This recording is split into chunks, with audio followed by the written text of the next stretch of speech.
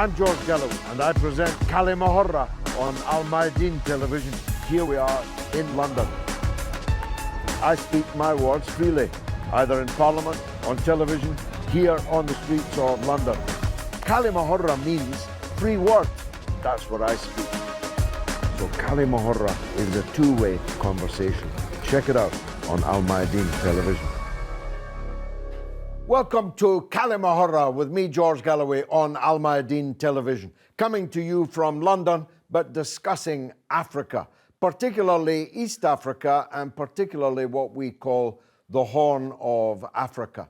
My now 40-year-old daughter, mother of 5, her first actual words that she spoke were Ethiopian government, because she heard her father almost every day and often during the day talking about the then Ethiopian government 40 years ago. I spent a lot of time working in the famine-stricken regions of the Horn of Africa, but the famine was man-made. It was not just a drought. It was war and terror everywhere. It was a complete calamity, and I have never been able to forget the searing experiences of that time. If I tell you that the only time I've been bombed from the air, lying flat out on the earth, trying to push my nose literally into the dirt, that happened to me in Eritrea. The aircraft dropping the bombs then was a Soviet aircraft, but the bombs were American bombs, as we could later see from the fragments which tore into the civilians all around me. I watched as 2 children died on a table, and ITN, the British television crew, filmed it at the time. I called those bombs at the time vodka cola bombs, because they were a product of the shifting allegiances of the then 2 superpowers in the world. The United States was desperately trying to dislodge the then government of Ethiopia, led by Colonel Mengistu, an ally of Cuba and the Soviet Union in particular. America, and I'm not making this up, China, were supporting the TPLF, the Tigray People's Liberation Front, on the principle that my enemy's enemy is my friend, no doubt, as the TPLF then, though not now, were Maoists. They supported the revolutionary line of Chairman Mao Zedong, although when the Albanian dictator Enver Hoxha broke with China, rather foolishly you might think, they followed the line of Enver Hoxha, thus becoming the only pro-Albanian armed outfit operating anywhere on the African continent. There is a new scramble for Africa going on, and the Horn of Africa is far from immune to that scramble.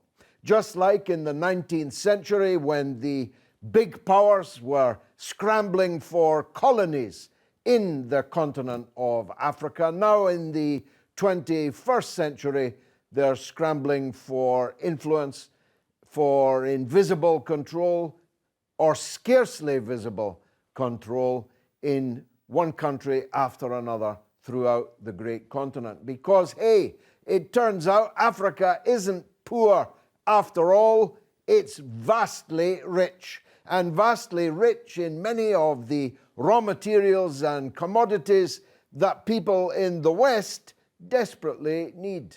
The United States has formed a whole new AFRICOM, the African Command of American military power. France is trying to reconquer some of its previous colonies. The British are, even the Belgians are in there, though they were the most bloody and most disastrous of all of the European colonial powers. Let's focus for a minute on Ethiopia. Once again, Russia is supporting the Ethiopian government, which is now supported by its former foe in Eritrea. China is also supporting the Ethiopian government, and the United States is once again supporting the former Maoists of the TPLF. I saw in Bloomberg News a call for the American army to occupy Ethiopia in order to stabilize the situation. What could possibly go wrong? It's as if they haven't seen the movie Black Hawk Down. Which brings me to Somalia, where, of course, all the big powers and some new powers from the Middle East are deeply involved in trying to gain control of events in Somalia. Then there's the coup d'etat in Sudan, where the civilian government has been swept away in yet another military coup. The Americans say they were not told about the coup, that they are against the coup, although it happened the day after one of their most senior officials from the State Department was actually there meeting the new coup leader in Sudan.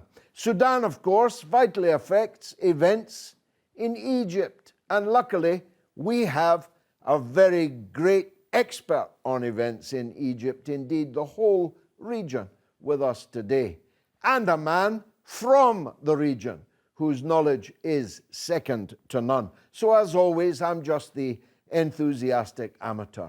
Let me introduce our guests, the distinguished experts. First of all, Dr. Abdallah Hamoudah is a writer and journalist. He's an Egyptian academic and an analyst of the Middle East and Africa, and a member of the prestigious Royal Institute for International Affairs at Chatham House in London. Doctor, welcome back to the show. How was my summary of events there? Did I get anything wrong? You get it right, actually. You hit the nail on the head. The situation is turbulent in the whole region. Ethiopia is the last addition, just competing with what happened in the Sudan lately. Egypt feels uneasy about what is going on in the Horn of Africa because it brings about an unpredictable course of events. People say that the Egyptians are happy that Ethiopia is going through a difficult time. This is not necessarily right. The Egyptian people feel that uncertainty in Ethiopia could be harmful to Egypt, and feel also that what Abiy Ahmed tried to sell the Ethiopian by going about the dam in the way he got and creating friction with both Sudan and Egypt as a national project to unify the country. But the advent of his election with no participation from the opposition and his winning by 90% of the vote. Egyptians are familiar with these kind of votes. Of course, but in the case of Ethiopia, it is a joke. And it has brought about what we have seen right now. And actually, we feel very sorry for the Ethiopian people. That's a good point. I mean, some things never change. And one of the things that never changes is the enormous suffering of the ordinary people, some of the poorest people on earth, in the midst of this swirl of geopolitics and war. Yes, absolutely right. People in Egypt, when they see what is happening now, they say that even nature failed Abiy Ahmed by the huge rainfall in the season, which made the water override the dam and bring lots of water to both Sudan and Egypt. And now his failure to resolve the problem of weaving together that great mosaic of ethnicity, nationality, religion, culture in the whole country of Ethiopia, and his falling into the trap of the internal politics because he has focused on the geopolitics, and everyone from the superpowers or the great powers in the world today try to use him to their own advantage, not necessarily to his country's advantage. What do you think is the present United States role in all these affairs? In Egypt, they see the United States position as trying to appear to be helping Egypt, but in the same time trying to coerce Egypt into resolving the problem of the Renaissance Dam within the context of supplying Israel with water. And no one in Egypt talks about that, because no government in Egypt, whatever, can do that and remain in power for one day. The Egyptian people will never accept it, and I think the present government is aware of that. And lastly, for the moment, what's the United States' role in the coup in the Sudan? The movement for change and reform, they will not acquiesce to the American wish or pressure to normalize relation with the Sudan. And the civilian government has accepted it with a pinch of salt in order to continue with reforms and get their name, the country's name off the terror list and of the kind of boycott from the international financial institutions controlled by the United States, of course. But the people who really don't have any qualm about normalizing with Israel are the army. And America is happy to have a dictator at her own side rather than have someone to discuss. They don't want friends, they want subservience. What do you think, Sahel Yousif Ali? You're a journalist and broadcaster. You're also a political activist on Somalian affairs. You're the chairman of Gashan, a non-profit organization offering advocacy, information, and advice to disadvantaged people. There can be few more disadvantaged peoples in the world today than those in the Horn of Africa. Thank you, George. Really, there are so many disadvantaged people in the southern hemisphere and also in northern hemisphere. Those who fled their countries and came into what they thought was a heaven, but turned out to be El Dorado, a fictitious country where the wealth is supposed to be, like Western Europe. There are more disadvantaged people everywhere you go. At the moment, as you discussed it clearly in this situation in the Horn of Africa, Ethiopia is at war with itself. Somalia have many times came to the edge and was about to go back into the situations of the 1990s when the civil war broke out and the country's military disintegrated along tribal lines. And you have seen what is happening in Sudan and what might happen in other countries in the region. All this is an indication that we are not fighting these wars ourselves. Other people are fighting their wars over us. And mainly these powerful nations, like United States and others, are now responsible for this increased instability in the region. Example, Ethiopia, if you look at the shifting allegiances of these nations and the way things are happening is a testimony that we are, as Africans, nothing other than a tool of somebody that can be used at any time for any purpose. And it's a sad situation to be in. We have nominally taken our independence from colonial powers, but we are not free countries. We are not free countries. I give you an example. At the moment, the Western-backed government in Somalia is directed, advised, instructed by the Western donors.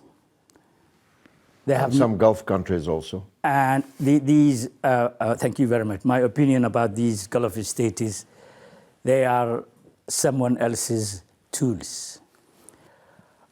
In Ethiopia, you have seen Tigrayans who born in the mid-1970s, who felt marginalized and who started forming an army of themselves in order to bring about change.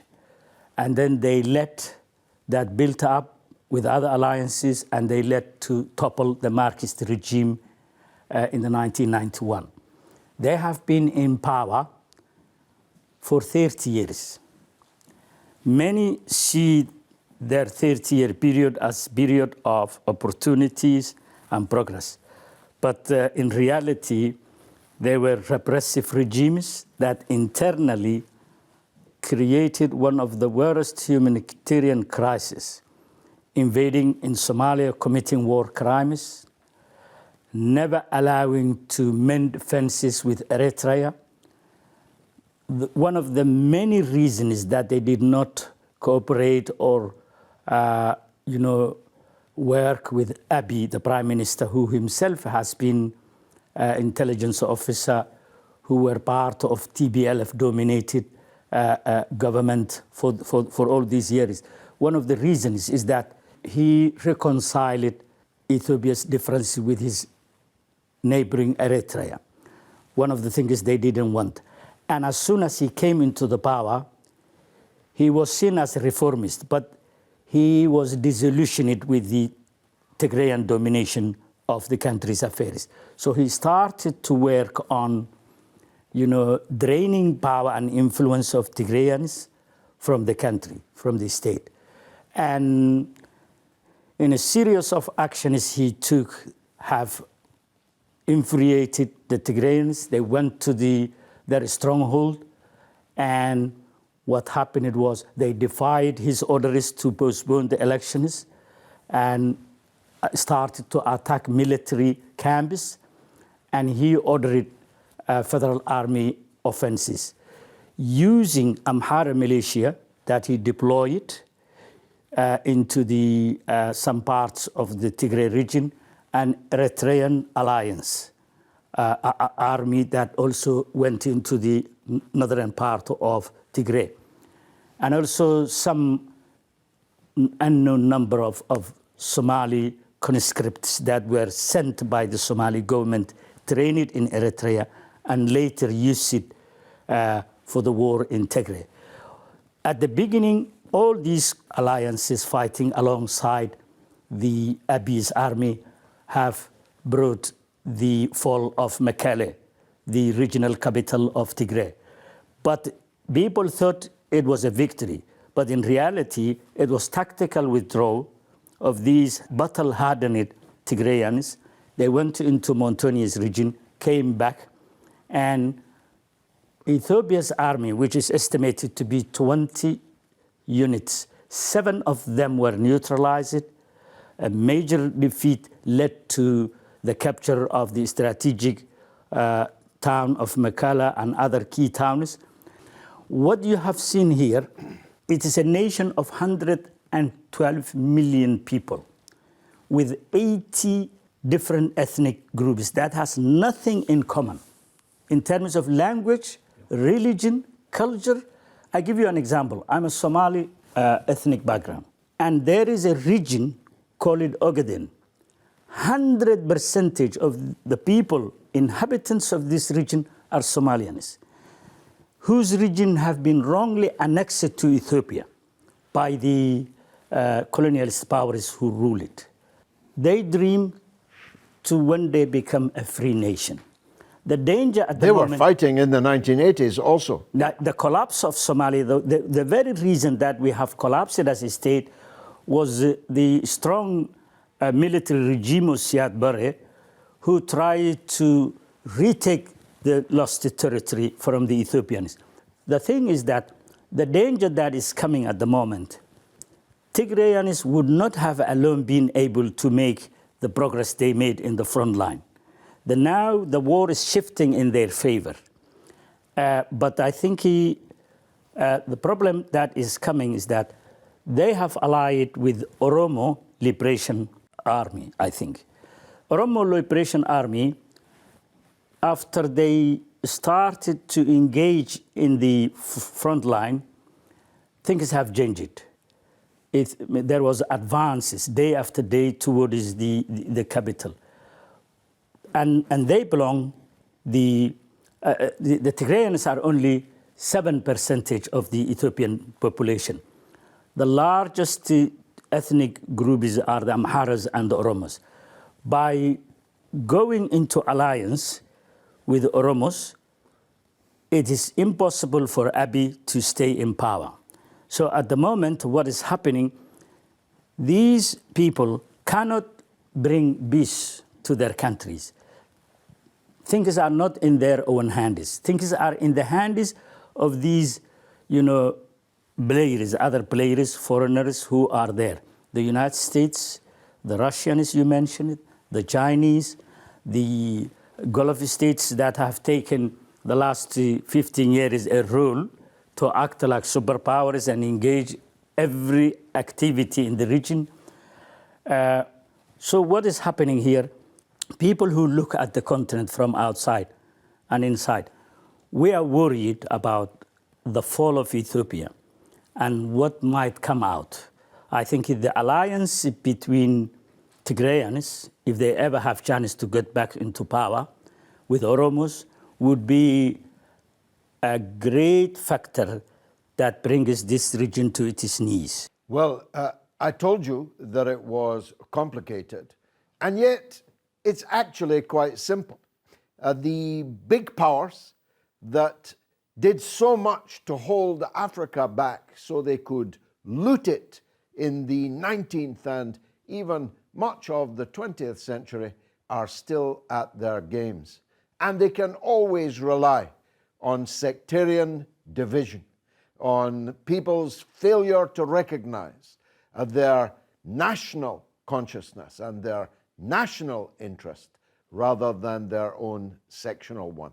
In the second half of the show, we'll be talking to two distinguished experts from the United States, as well, of course, as my distinguished guests here in London. So stay tuned for the second part of Kalima Horra.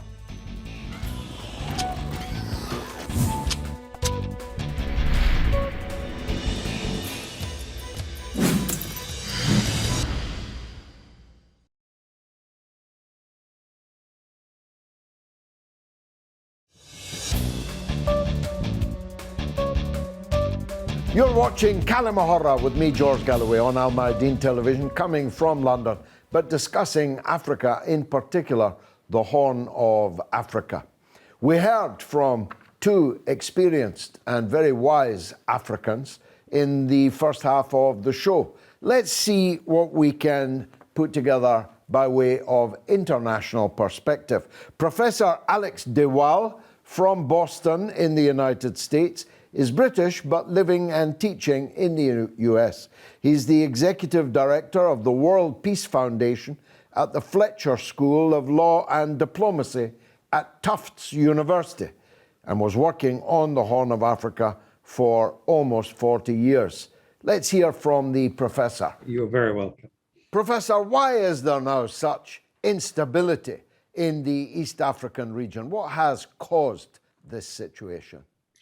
I think the major change we've seen over the last 5 to 10 years is that what was an emergent system, a Pax Africana, built around the norms, principles, and institutions of the African Union, and a Pax Ethiopica, built around the strategy for development, diplomacy, and a hegemonic role in the region played by Ethiopia, has unraveled. And what we've seen in its place is the tide of transactional politics, of the politics conducted on the basis of bartering political rewards, political allegiances for material benefits.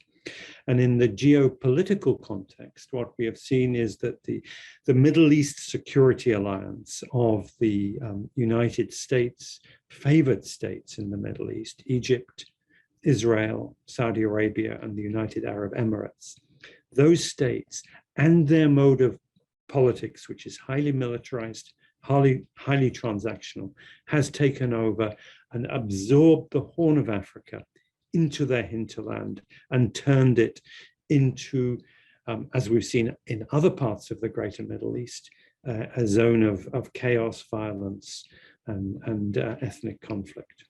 In your opinion, who's behind these changes? I mean, domestically and externally.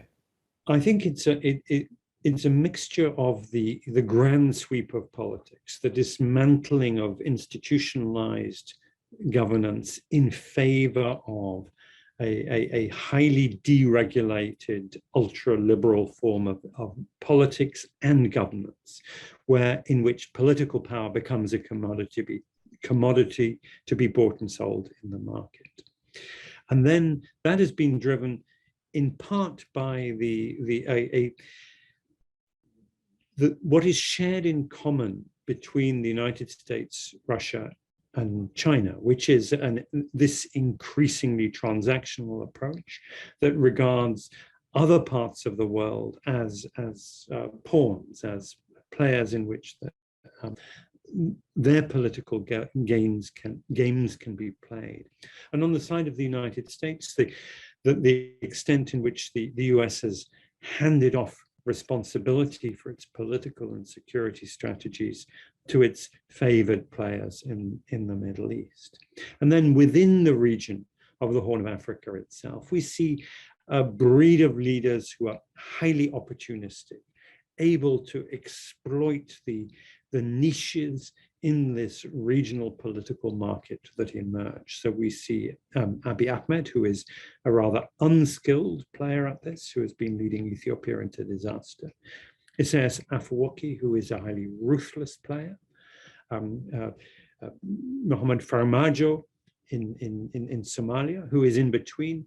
And then in Sudan, General Abdel Fattah al-Burhan, who took over the kleptocratic system of his predecessor, Omar al-Bashir, and has been clamoring for the opportunity to step into his shoes, an opportunity he has now been taken with his coup d'etat last month. Well, you mentioned the president, but he won the Nobel Peace Prize for bringing about the end of a ruinous, decades-long conflict between Ethiopia and Eritrea. Why do you think he's now taken a walk down the wrong side? The award of the Nobel Prize was both misguided in that he didn't deserve it at the time, and doubly misguided in that his personal characteristic meant that he turned what should have been a great asset into a liability. It wasn't deserved at the time because it was given to him for an agreement he made with Isaias Afwerki, the dictator of Eritrea. Now, the peace agreement that came about was one that had two features. Number one, it had been actually worked out by the Organization of African Unity in 2000. And so the African Continental Organization, which became the AU, the African Union, was the custodian of that. He didn't take that peace agreement to the AU for what would be the normal procedures of blessing of the AU to say, let us be transparent, let us make sure this is a step towards true peace and stability, democratization, etc. Instead, it was a secret deal between him and Isaias Afwerki, the dictator, which was taken first to Abu Dhabi and then to Jeddah for blessing by the regional powers of the Middle East that are not fundamentally interested in the norms and principles and institutions of peace.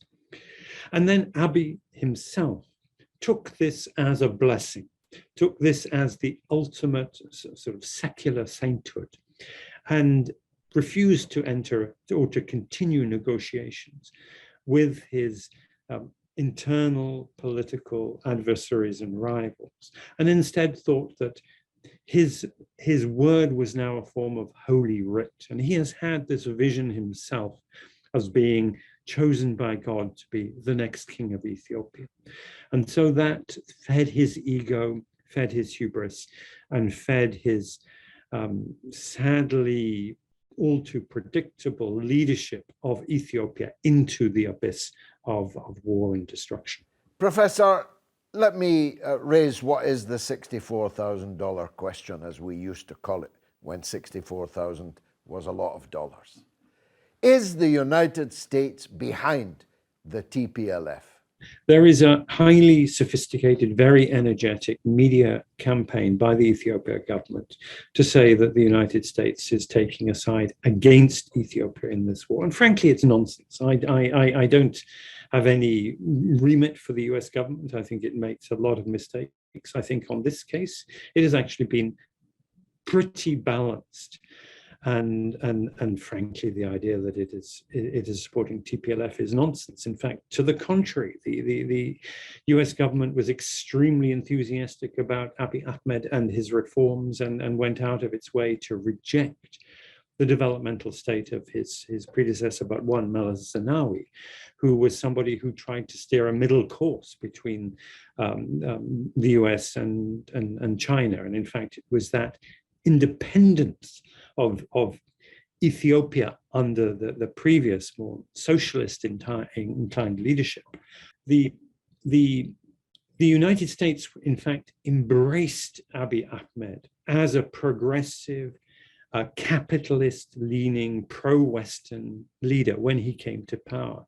It was, in fact, more distrustful of his predecessors, and especially Meles Zenawi, who died some few years ago, who had deliberately tried to distance the Ethiopian political and developmental strategy from the American sphere. Dr. Abdallah, what did you think of that Anglo-American perspective? I think the United States and the United Kingdom, they have some kind of thread which connected them together. Chains, I'd call it, rather than a thread, but go on. Well, the Americans don't see it as a chain, actually. Probably the British side sees it as a chain, but the Americans see it as a thread. Yeah. And they act together in a way that can maximize the return for them at the expense of other competition. But at the same time, they stumble. They cannot play safe all the time. They stumble and make mistakes and not assess the situation in the correct way. What's going on in Ethiopia now, I think, will prove them somehow rash in their assessment, because Russia and China are working with the other side. The Tigray are not that strong unless the Oromo come in full with them. Other ethnic groups are not sympathetic. They are not active against the federal government, but they are not sympathetic towards the federal government. The situation is really obscure. No one can predict it completely. And of course, even the fall of Addis Ababa would not be the beginning of the end, but merely the end of the beginning. Absolutely right. Decades more of civil conflict. Absolutely right. But within the whole of Africa in general, it looks like major countries in the continent of Africa have been castrated in a way that they cannot play a leading, effective role unless they work within the strategy of the United States. Yes, which has been subcontracted, the professor concedes, yes, to Israel, Saudi Arabia, and the United Arab Emirates. Absolutely. None of them actually African powers. Sahel, he mentioned the C word, China. Is part of this about the United States terror of China catching it and about to overtake it? In face of the Ethiopian reforms to build the country's infrastructure and lay down foundations for a state that is productive, a state that is a breadbasket for the rest of the continent. In face of that, the Chinese were the chosen partners for Ethiopia. And I think the Ethiopian problem simply can be looked at. The American is unhappy about any power in Ethiopia that steers its direction to China and tries to do real business with. I think the Chinese said many times they are investing in these countries, building infrastructure, roads, hospitals, schools, railways, everything.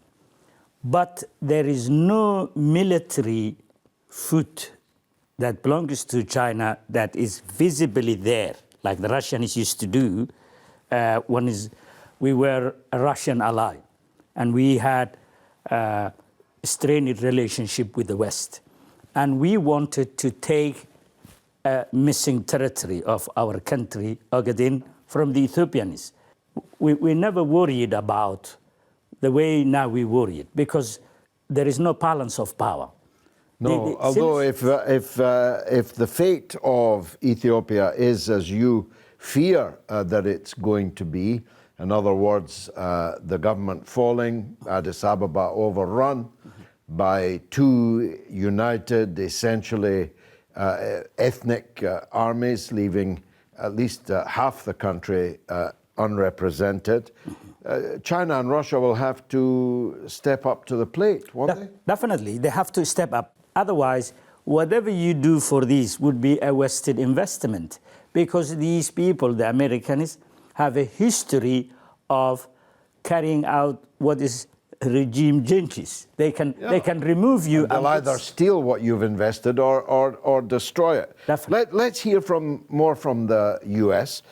Thomas Mountain from Virginia is a journalist, commentator, and East African analyst. You might think that's strange from Virginia, but in fact, he lived in Eritrea for the last 15 years. He just recently moved back to the US, and his wife is a veteran of the independence war in Eritrea. Thomas. Thank you. Thomas, there's really now drastic instability in the whole region of East Africa. We've got a coup in the Sudan, we've got civil war in Somalia, we have got civil war in Ethiopia. Who's behind all this? Well, right now, the critical thing that's happening is the counter coup against the terrorist organization called the Tigray People's Liberation Front, or TPLF for short, in Ethiopia.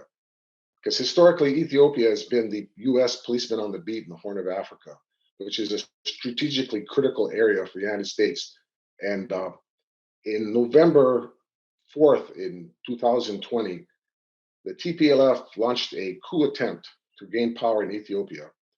And in the course of this coup, they tried to seize a military base, the largest military base in Ethiopia, which is in Tigray, their home province, and which is the major stockpile of weapons in Ethiopia.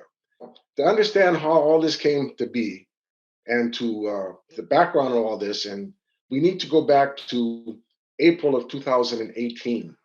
And at that time, the United States, what we call a national security establishment, was in a kind of a period of chaos because they were going between the Secretary of State, Rex Tillerson, had been fired by Trump, and they'd been replaced by Mike Pompeo, a congressman from Kansas, who had been head of the CIA.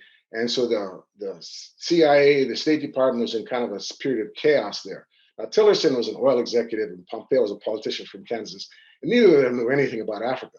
So in the meantime, they basically turned over control of what was going on in Africa to a long-time, very experienced diplomat named Donald Yamamoto, who had 30 years background, most of it as the US ambassador to Ethiopia.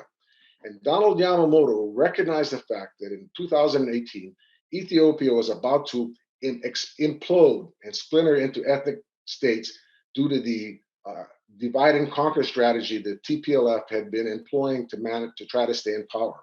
So Donald Yamamuro engineered a meeting with Eritrean President Isaias Afwerki, flew to Asmara in April of 2018 and finalized a deal where Ethiopia and Eritrea had come to peace.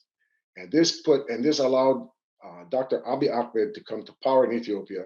And part of the deal was that the TPLF would withdraw from Addis and go back to their home province of Tigray. So this deal was basically a regime change, a peaceful revolution, as I call it at the time. Today, you've got the TPLF launched a military offensive against the Ethiopian army, which has been struggling to rebuild itself. Now, the Eritreans pulled out of Tigray immediately after the capture of Mekelle and allowed the Ethiopian army to have to, rebuild itself from the ground up, which is what's been going on. And it's been difficult and it's been slow, but the Ethiopians have rallied and they've been now, in spite of all the propaganda on the Western media, and I advise people, don't believe anything you see or hear in the Western media. It's all lies. The Ethiopian military has got the Tigrayans, the TPLF on their back foot. Many of the places, the cities that the TPLF claimed they'd captured, which were never really captured, were contested. They have now been defeated at and driven from. And just the fact that they're being quiet about what's going on is pretty much an indication that they're on the back foot. So I'm expecting that maybe by the end of this year, the TPLF will be defeated. Well, I don't know about you, Thomas, but I can quite clearly see the Western American footprint in these conflicts. If I'm right, what does the U.S. seek to gain from them?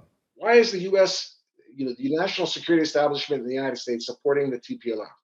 Because they have been. The CIA has been giving them satellite imagery, where to attack. They've been providing support to them directly, political support through their allies within the human rights movements I call the human rights mob at Human Rights Watch and Amnesty International, and the national security establishment plants that they have in the UN. They've been providing cover for the TPLF. Now, TPLF is supported by the US because Dr. Abiy has made it very clear that he is going to move Ethiopia in the same direction Eritrea is at. That he just won this massive electoral victory. 85% of the people voted for him. The Ethiopian people want Abiy to transform their country from the desperately poor, famine, and disease-ridden country it's been, war-torn country it's been, into a modern society. So Abiy Ahmed has pledged to make Ethiopia self-sufficient in food, self-sufficient in energy, and politically independent. And this is a threat not only to the United States, but to the EU. So, and one of the planks of Abiy Ahmed's electoral platform was he was going to nationalize all the land in Ethiopia.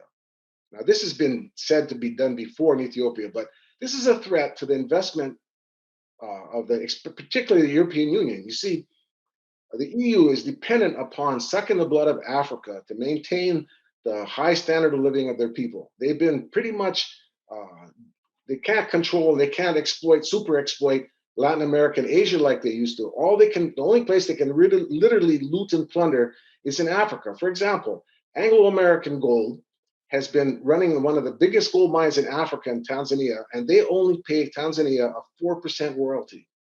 Now, Eritrea gets a 40% royalty for their gold mines.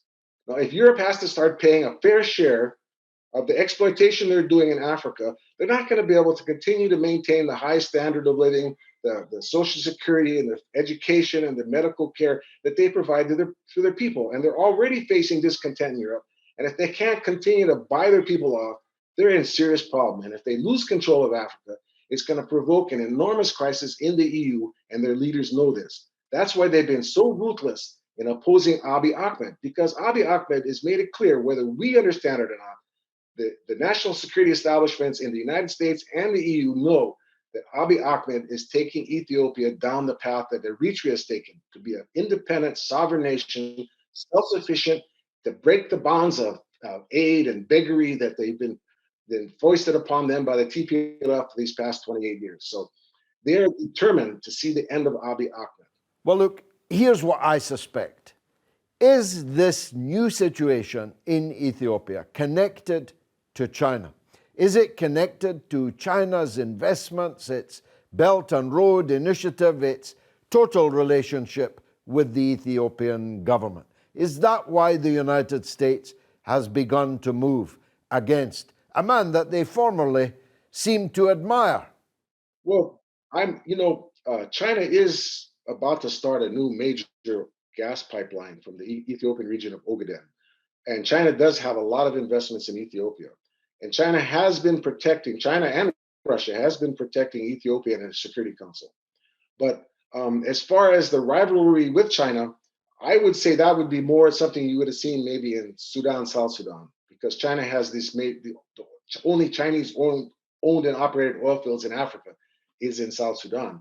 And so I don't see China-US rivalry being that critical. I see more the US being threatened by loss of military control of the Bab al-Mandeb, the Gate of Tears, the straits between the Red Sea and the Indian Ocean, through which the trade between Asia and Europe passes, which are the two largest trading partners in the world. The US is no longer economically dominant, but their military control is critical. And I've long predicted that the day the US loses control of the Bab al-Mandeb, it marks the beginning of the end of the US empire. Now, in Egypt, the US pays the salaries of the Egyptian military to the tune of $1.5 billion. Basically, the CIA pays the Egyptian military, and that allows them to control the Suez Canal. But the other choke point in this trade route on the Red Sea is Bab al-Mandeb, and that is a major problem. Ethiopia has been the US policeman on the beat. They've been able to control Bab al-Mandeb through the invasion of Somalia, and but that's all up for grabs now. Ethiopia used to be a home for a large US military intelligence gathering operation. They've all been kicked out by Abiy Ahmed. And the US is worried about all this. Dr. Abdallah, that was quite an apocalyptic view from the United States. Doesn't mean it's right, doesn't mean it's wrong. How would you calibrate the strategic importance to the United States of the Horn of Africa? I think the United States is trying at a point of its power waning geopolitically to try and say, I'm here and I could do things. But unfortunately, they cannot do things the right way. They can do something, but we cannot do it the right way. The problem is that the Chinese trying to trick the Americans in a way that undermines the American policy. The Chinese, as Sohail, as he was talking, they try to invest in Africa, but they avoid the projection of power outside Southeast Asia, as if to assure people that they are not trying to get a hold on their economy and their destiny. But in reality, the Chinese are, in the way they build the projects in Africa, they adopt, or anywhere, they adopt the policy of BOOT, build, own, operate, and then transfer, which means that they keep the deed of the project in their hand until they get their money back, as if they are pawnbroking the country itself. But this is still, it is a softer power than the American hegemony economically, imposing certain course of development or financing a project in order to get the benefit of it themselves. Unfortunately, the Americans are here to lose, even if it doesn't appear in the long run. The Americans, the Chinese play the long hand and wait for the American to stumble. That usually works, of course. They're now sitting in Bagram Air Base in Afghanistan. Absolutely. The United States ran away and left it. Leaving Qatar to look after their own affairs and Turkey to provide the soldiers in the airport, unfortunately. Yeah. So, yeah, it looks gloomy all the way around, actually. And I felt somehow concerned about what the last speaker mention about a $1.5 billion military aid to Egypt. That raises in my mind a very dangerous and important question. How much the Americans could say within the Egyptian decision-making in return for that money they pay. And I see the Egyptians are in the geopolitical framework, they are trying to play a way of being with you but not fully with you. They participated in the American-led NATO exercise in the Black Sea, in the vicinity of Russia, which people say that it is antagonized Russia to vote against the Egyptian wish at the United Nations Security Council. But at the same time, the Egyptians did not participate in the Red Sea exercises led by the American again in the Red Sea, which is much more important to Egypt. I find this somehow perplexing and mixing the cards all the way around. Perplexing is the word. As he's come up already in the show, Chairman Mao, definitely prematurely, back in the 1960s, said that the United States was a paper tiger. It wasn't in the 1960s. It still isn't in 2021. But it's an old tiger. Many of its teeth have fallen out, and bigger tigers are now at large in the jungle. I've been George Galloway. This has been Kalima Horra. I hope you enjoyed the show.